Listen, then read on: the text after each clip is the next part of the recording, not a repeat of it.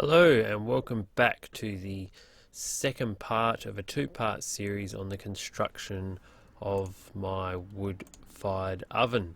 If you haven't seen the first part, then you can always go back and see that to catch up.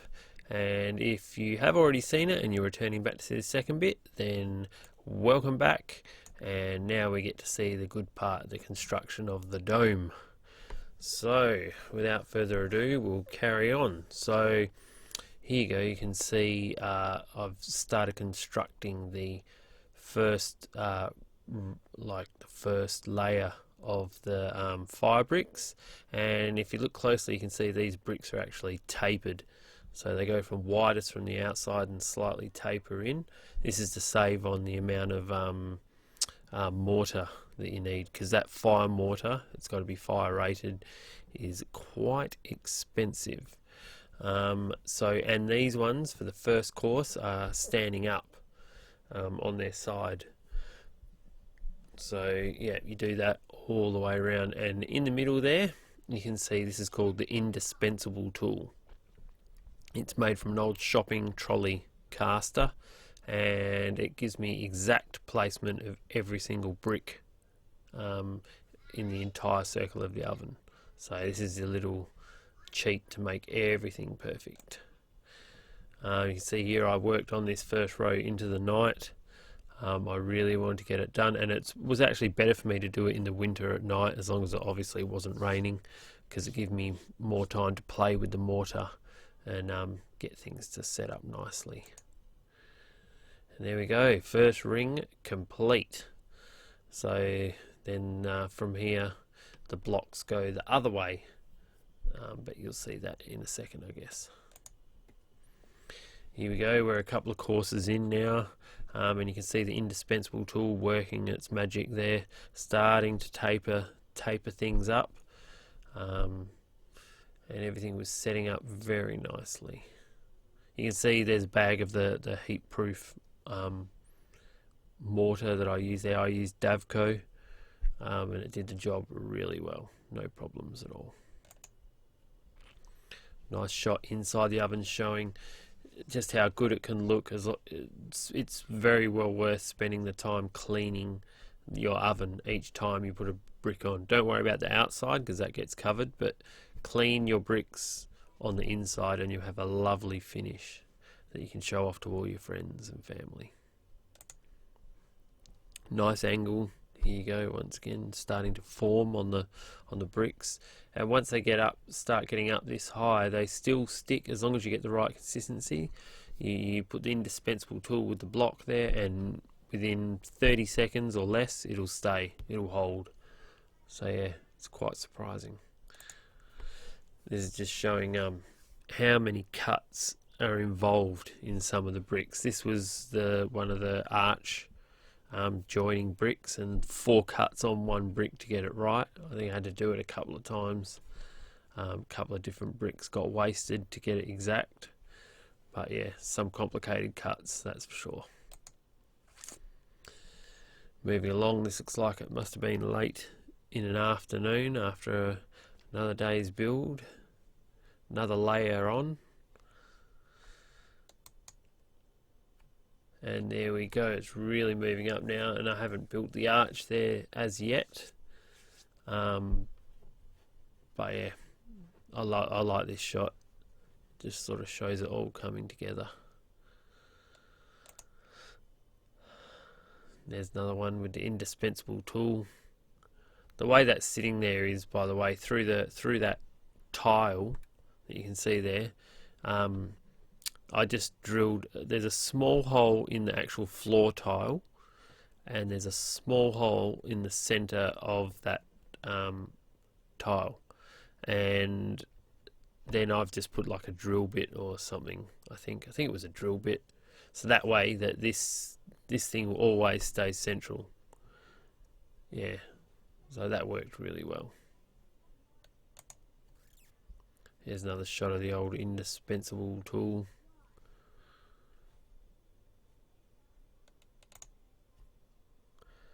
And there you can see the first arch has been constructed. I didn't do separate shots of that, but that was quite easy. It's full blocks there, except for in the middle there's like a quarter block that's been cut. Yeah, the arch went together really quite simply actually. Here's a nice flush shot of that first arch. No problems there.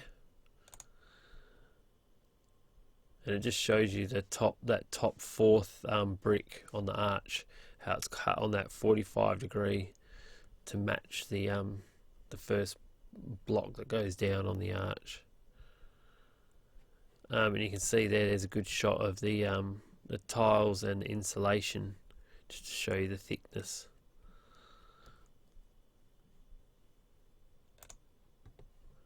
This is showing the fill. Just it looks a lot thicker from the outside, but you'll see in the next shot, looks like a lot of fill mortar there, but it's not really as bad on the inside. It just looks worse from here. There you go, you can see. So on the inside, very minimal fill mortar, and it's quite tricky to get your blocks and your bricks and cut them to try and get it that precise. But yeah, with a bit of playing around, you can get there. Now you can see the dome really coming together. You can see where I've filled in what I'd done on this day. I'd added another 2 layers if you look at the colour of the mortar, and then I'd finished off joining it into the that first arch. And the angle's really getting steep now. You can see that first block on the left hand side of this picture, and it's just sitting there all by itself. But yeah, still use the indispensable tool to place it, but yeah, the mortar's that good, it still holds nice and firm. And you can also see the wooden what do you call it, little holder thing for the next arch that's in place there for the second arch. There's another shot of it there, 22-inch outer door. Everything closing in now. And this day it must have been raining, hence why I've got the blue tarpaulin sitting there at the ready. Because yeah, if you've got fresh mortar, you really don't want it pouring with rain, and you don't want water even getting on that fibre cement board, because it will go to mush. So yeah, you need to protect that. Really closing in now. You can see what the tiles look like here if you don't clean them. So you really don't, there's a big difference between not cleaning and cleaning your tiles. Bricks, sorry. Big difference. Still nice and symmetrical, reasonably. You can see really closing in now. I think that's the last course of full bricks that I did. You can see that when it gets in, the mortar joints become quite thick. Not on the inside, but on the outside, the mortar joints are quite thick. So then it gets to this point, you need to use half bricks. Pretty sure that's what I did. And at this point, the indispensable tool is removed, or else it won't fit out the top. I could still slide it out the front here, but there's no need for it now. I can eyeball it and do the last part. And there's me crawled inside. This is why you don't put the second arch on just yet, because yeah, you still need to crawl in the oven to clean it. There's Tyler having a good laugh, pointing at me and having a good laugh. Silly daddy in the oven. And this is now that the inside's completely clean and I'm done mucking around on the inside. I'm building the second arch, and this foam block is for your chimney. So there will be 2 blocks on the side that will be cut just to fill in that last part, and then yeah, and then it'll be filled in around this foam block. You can see that there. There's 1 more brick to go in, which is the keystone. And then later on, at a later date, this foam will just be ripped out. Just pick it out or cut it out, whatever I want to do, and it'll leave a nice perfect circle. There's the keystone getting dropped in, the final piece of the puzzle. And of course a celebratory brew. There's the pattern on the top. You can see the half bricks there, and then a keystone in the top, the very last brick. And then I went and made the door. So the door obviously needs to fit inside that first arch. And I just used an old tailgate off a truck, I think this was. Nice big heavy piece of steel which had been sitting in the shed. So I just cut a chunk off that and then sprayed it up, or ground it back and sprayed it up.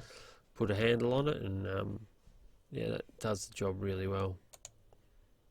This is the very exciting time. So this is the first fire. So preparing for the first fire. It's very important to do this, and even though there's no insulation on the outside or paint or anything done on the outside yet, you need to do your first fire first, because you need to set the bricks. The bricks, even though they're mortared and they may have been out in the sun, they will not set until you actually do a fire. And you need to do this very carefully as well. So you need to do it at very low heat. So this is lighting the very first burn. Now the first burn you don't want to get over 100 degrees. So this first burn sat at 100 degrees all day, and it's just monitoring it. Yeah, you don't want it to go too hot too quick. The thing is, you might blow cracks into your mortar joins, and yeah, there's a lot of moisture in the bricks and a lot of moisture in the mortar. So you just got to very slowly dry your bricks. You see, it's the first real wood. Little bits of jarrah here, yeah, and then increasingly you up the heat over the days. So I think this was about day 3, so it would have been up to maybe 200 degrees here. You can see there's a very thick layer of black soot and ash formed on the bricks. So normally this wouldn't happen. Like if you're doing a normal burn, you'll get it to a hot temperature to do pizza, like 300 or 400 degrees, and that will burn away each time. But yeah, because obviously I haven't allowed the oven to get that temperature, it's got a very thick coating of ash on the bricks now. And this is the first thing we cooked, which was caramelized pineapple, which was from the garden, mind you. Pineapple from the garden. Turned out pretty good from memory. And then we're getting really close to a very hot burn now. I think this was maybe getting close to 300. I can see that the bricks are still black in this one, so it may not have been quite 300 degrees. This is just how I set up to when I do a burn. This is just showing how I set my stack to get it to light nice and easily. There's a nice bit of wood burning there. Nothing better than sitting by a fire in winter. And there's the first pizza, and you can see the bricks at the back now are all nice and white. So this must have been the first night of a very hot burn. I'd say this, yeah, so it must have got to 300 or 400, and that's a margarita pizza. First pizza out of the oven. And then just letting it burn out through the night. So now that the bricks and the mortar are all set and everything's had a real good firing, it's time to do the outside render.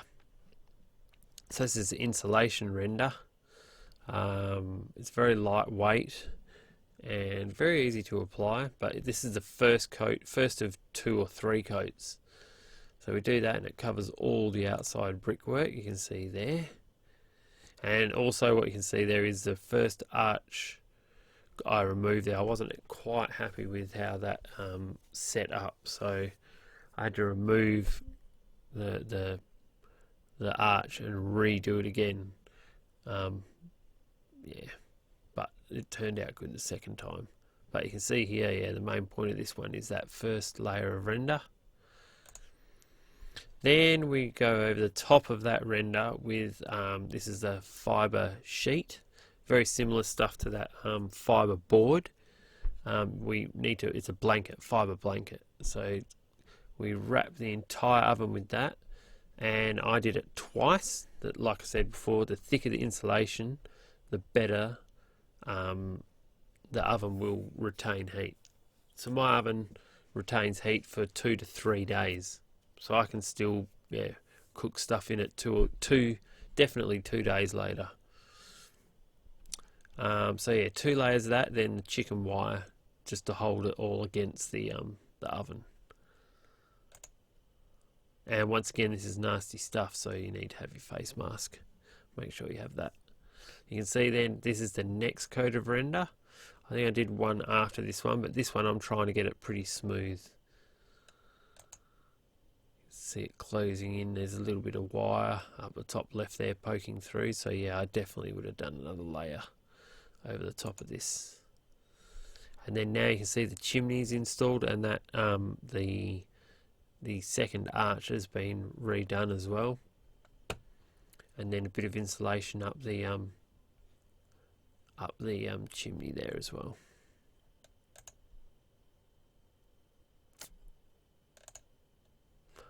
And once we've done that, then we're on to tiling. So tiling I found pretty simple. Never done tiling before, but I didn't have to cut them exact. As you can see here, there's it's not perfectly straight. It's reasonable. I did these with cardboard. Firstly, I did these with like a cardboard template. Just cut cardboard template and then laid that over the tile, and you can see it doesn't line up perfect. It doesn't matter because the last layer of the insulation render that we do will go down to over this tile, so it'll cover the imperfections. It's just showing my little angle grinder there with the tile cutter on it. And there's the tiling finished. With the last layer of render, you can see the render now covers right up to the tile, so it makes for a much better finish. Now we're masking up for painting, so we're getting close to the end now. Yep, just masked up everything, ready to apply the paint. And this is the first coat, which is of course the primer, so the paint will stick. And then now the application of the paint, and boy does Fire Engine Red look really red when you first put it on. It has toned down a heck of a lot actually in the last couple of months, but I knew it would, so yeah, although it looks crazy bright here, I really love the colour choice that I had there. There's a finished product, complete with firewood. There's my weapons of choice. The one on the left is an imported pizza paddle from Italy. The next one is just a cheap store-bought one. Bit of a hook there also to sort of poke the fire and whatnot. And then the wooden one, that one was made by a friend of mine at work, Mr. Gary. Thank you very much for that. Did that at his men's shed project. Now I'll show you a few photos of what you can cook in the pizza oven. So this was a leg of lamb, and oh my god, to die for. If that doesn't make you want to build one of these, I don't know what will. It does beautiful roast veggies. We do quite a few seafood paellas. They turn out really nice. There's one with plenty of lemon wedges. Bread. This is generally done after a hot bake, when the oven's on the cool, like starting to cool. It's a good time to break bread. And of course pizza. That's a nice supreme pizza there by the looks. And the following day, if you're lucky and you close up the oven and you open it up and you can get it going again, you can do a lovely cooked breakfast. No trouble at all. That was a full cooked breakfast. We've got sausages, hash browns, mushrooms, and I think baked beans. And that, my friends, is it. Yeah, so hopefully this inspires you to make a pizza oven, or if not, you just want to have a look. I hope you enjoyed. Thanks for watching, and I'll see you in the next clip.